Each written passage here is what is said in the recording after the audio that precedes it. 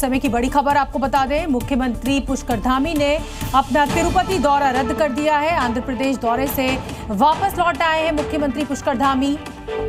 देहरादून पहुंच गए हैं और आपदा प्रबंधन कार्यालय सीधे पहुंचे हैं। सीएम धामी उत्तरकाशी आपदा की जानकारी ले रहे हैं। राहत बचाव कार्यों की भी समीक्षा की जा रही है। मुख्यमंत्री पुष्कर सिंह धामी के द्वारा तिरुपति से सीधे देहरादून पहुंचे हैं और आपदा जो बैठक है उसमें हिस्सा ले रहे हैं। जो जरूरी निर्देश है मुख्यमंत्री के द्वारा जो दिए जाने चाहिए प्रशासन को, वो सभी निर्देश दिए जा रहे हैं। खुद गृह मंत्री, प्रधानमंत्री नरेंद्र मोदी दोनों ने ही जानकारी ली है इस पूरी दुर्घटना की, इस पूरी आपदा की।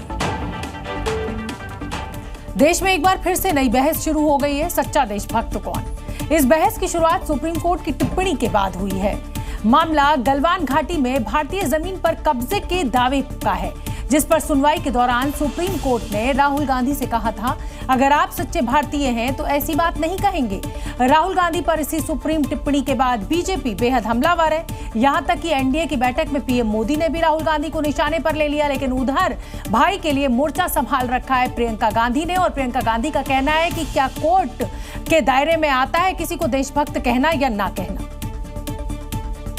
क्योंकि जो सवाल सुप्रीम कोर्ट ने राहुल गांधी से किए, अब उन्हीं सवालों का हवाला देकर बीजेपी के बड़े बड़े नेता सच्चे भारतीय पर राहुल गांधी को घेर रहे हैं। सूत्रों के मुताबिक एनडीए की मीटिंग में खुद पीएम मोदी ने कहा, राहुल गांधी कुछ भी बोलते रहते हैं। राहुल के बचपने पर सुप्रीम कोर्ट ने फटकार लगाई है। देश ने एक बार फिर राहुल का बचपना देख लिया।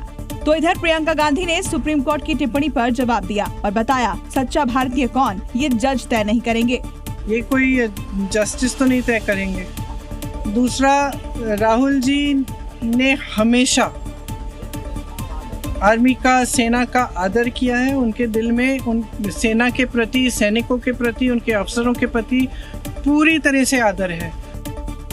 यानी प्रियंका गांधी ने न सिर्फ सच्चे देशभक्त पर राहुल गांधी का बचाव किया, बल्कि राहुल गांधी पर सुप्रीम कोर्ट की टिप्पणी पर भी सवाल खड़े कर दिए। और देश में सच्चे भारतीय का पैमाना क्या होना चाहिए, इस पर जस्टिस के साथ पीएम मोदी को भी घेरने की कोशिश की।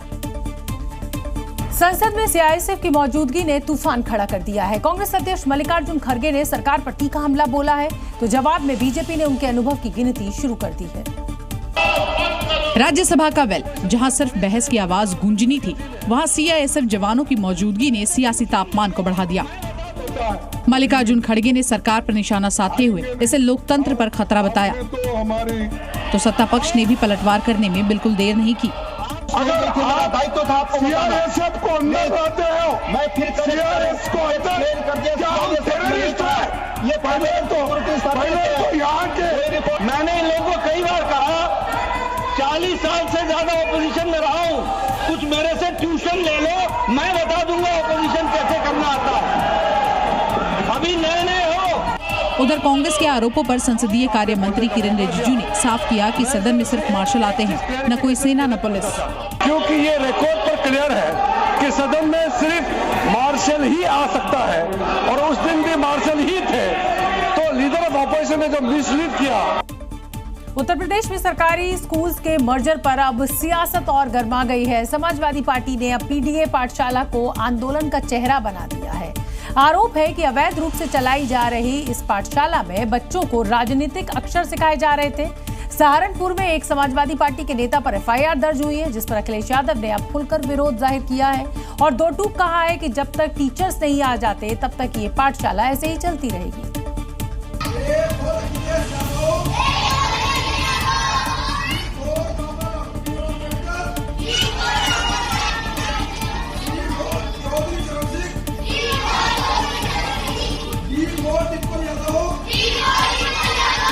पीडीए पाठशाला का ये वीडियो प्रदेश की सियासत का सबसे नया मुद्दा बन चुका है। सहारनपुर में खुलेआम सपा नेता बच्चों को पीडीए पाठशाला में पढ़ाते दिखे, जिसके बाद उन पर मुकदमा दर्ज हुआ। एफआईआर दर्ज होते ही सपा प्रमुख अखिलेश यादव भड़क गए और उन्होंने सरकार पर निशाना साधते हुए बड़ा दावा किया, पुलिस से हमारे पीडीए पाठशाला को बंद कर देगी। हम समाजवादी लोग संकल्प लेंगे, जब तक सरकार वहाँ पर टीचर्स न पहुँचा दे, प्रिंसिपल न पहुँचा दे, तब तक हमारी पीडीए पाठशाला चलती रहेगी। पीडीए पाठशाला पर राजनीति तेज है। सरकार जहां स्कूलों के मर्जर को व्यवस्था में सुधार बता रही है, तो वहीं समाजवादी पार्टी इसे गलत ठहरा रही है। दिल्ली की मुख्यमंत्री रेखा गुप्ता ने तिमारपुर में स्वच्छता अभियान में हिस्सा लिया और इस दौरान उन्होंने दिल्ली को कूड़े से आजादी दिलाने के लिए झाड़ू भी लगाई। क्योंकि जिस पार्टी का चुनाव चिन्ह झाड़ू था, उस आम आदमी पार्टी ने 10 सालों में दिल्ली को कूड़े से आजादी नहीं दिला पाई। यही वजह है कि दिल्ली में बीजेपी की सत्ता आने के बाद सीएम रेखा गुप्ता ने ही खुद झाड़ू अपने हाथों में थाम ली और दिल्ली को कूड़े से आजादी के तहत स्वच्छता अभियान में हिस्सा लेकर तिमारपुर इलाके में झाड़ू लगाई। यही नहीं, उन्होंने सड़क किनारे पड़े कूड़े को फावड़े से हटाया। इस दौरान दिल्ली की सीएम ने इलाके में रह रहे लोगों से मुलाकात कर उनकी समस्याएं भी सुनी। हर व्यक्ति हमारी दिल्ली हमारी जिम्मेवारी ये समझ पाएगा तो हर व्यक्ति अपनी अपनी जगह पे सफाई कर पाएगा। बता दें कि कूड़े से आजादी अभियान 31 अगस्त तक चलाया जाएगा, जिसका मकसद दिल्ली को कचरा मुक्त, स्वच्छ और हरित बनाना है। सोशल मीडिया के जरिए जिहादी नेटवर्क बनाने की बड़ी साजिश का खुलासा हुआ है। यूपी एटीएस ने रिवाइविंग इस्लाम नाम के कट्टरपंथी ग्रुप को पकड़ने में सफलता पाई है, जिसमें पाकिस्तान से जुड़े 400 लोग एक्टिव थे। इस ग्रुप के जरिए भारत में मुस्लिम युवाओं को भड़काने और जिहादी फोर्स बनाने की तैयारी की जा रही थी। एटीएस ने महाराष्ट्र और अमरोहा से इस मामले में 2 लोगों को गिरफ्तार भी किया है। सोशल मीडिया के जरिए देश में शरिया कानून लागू करने और जिहादी फौज बनाने की साजिश रची जा रही थी, जिसे योगी फोर्स ने नाकाम कर दिया है। 2 तस्वीरों को देखिए। यूपी एटीएस ने रिवाइविंग इस्लाम ग्रुप से जुड़े 2 आरोपियों को गिरफ्तार किया है। अमरोहा से अजमल अली की गिरफ्तारी के बाद उसने पूछताछ में खुलासा किया कि ग्रुप में उसका हैंडलर महाराष्ट्र के बदलापुर का रहने वाला ओसामा शेख था, जो बेहद सुरक्षित सिग्नल ऐप के जरिए उन लोगों के संपर्क में था। इस दौरान देश की चुनी हुई सरकार को गिराकर शरिया कानून लागू करने की बातें होती थी। एटीएस को आशंका है कि महाराष्ट्र से गिरफ्तार ओसामा शेख भारत के अलग अलग हिस्सों में आतंकी ढांचा खड़ा कर रहा था। कई राज्यों में स्टेट इंचार्ज भी नियुक्त कर रखे थे, जो उसके निर्देश पर काम करते थे। इन सब के लिए ओसामा खुद पीओके और पाकिस्तान में बैठे अपने आकाओं से निर्देश लेता रहता था। मोबाइल के जरिए कैसे पाकिस्तान के ग्रुप में वो जुड़ा, जिसमें 400 से ज्यादा लोग शामिल थे। गजवाए हिंद की बात कर रहे थे। सैफुल्ला की तरफ से धमकी वाले मैसेज उसमें ड्रॉप किए गए थे। उत्तर प्रदेश के मुरादाबाद में बुर्के वाली महिला से छेड़छाड़ करने वाला शख्स पुलिस के हत्थे चढ़ गया है, जिसे पुलिस ने एनकाउंटर के बाद गिरफ्तार कर लिया है। इस मनचले का नाम आदिल सैफी बताया जा रहा है। गिरफ्तारी के बाद उसका एक नया वीडियो सामने आया है, जिसमें वो अस्पताल के बेड पर लेटे लेटे कान पकड़कर माफी मांगता नजर आ रहा है। मतलब बिल्कुल साफ है, उत्तर प्रदेश में योगी आदित्यनाथ धर्म देखकर नहीं, जुर्म देखकर हिसाब करते हैं। और उसकी गवाही ये 2 तस्वीरें दे रही हैं। देखिए, 3 अगस्त को इस मनचले ने बुर्का नशी महिला से जबरन छेड़छाड़ की। महज 24 घंटे के अंदर योगी की पुलिस ने इसका हिसाब कर दिया और अस्पताल में पड़ा आरोपी आदिल रहम की भीख मांग रहा है।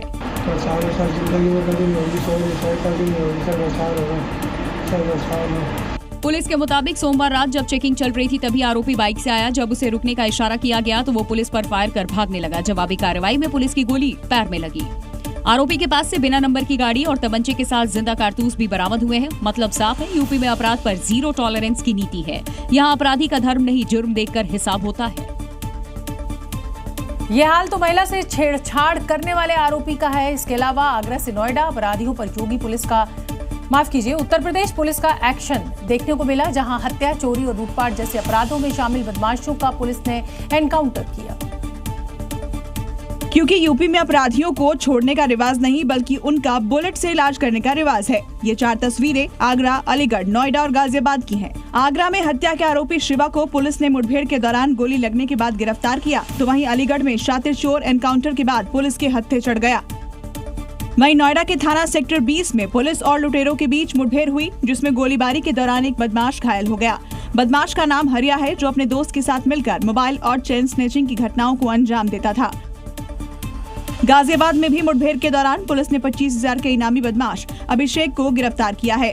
पूछताछ में खुलासा हुआ कि उसने वारदात में शामिल बदमाशों को स्विगी, ब्लिंकिट की ड्रेस और बाइक मुहैया कराई थी।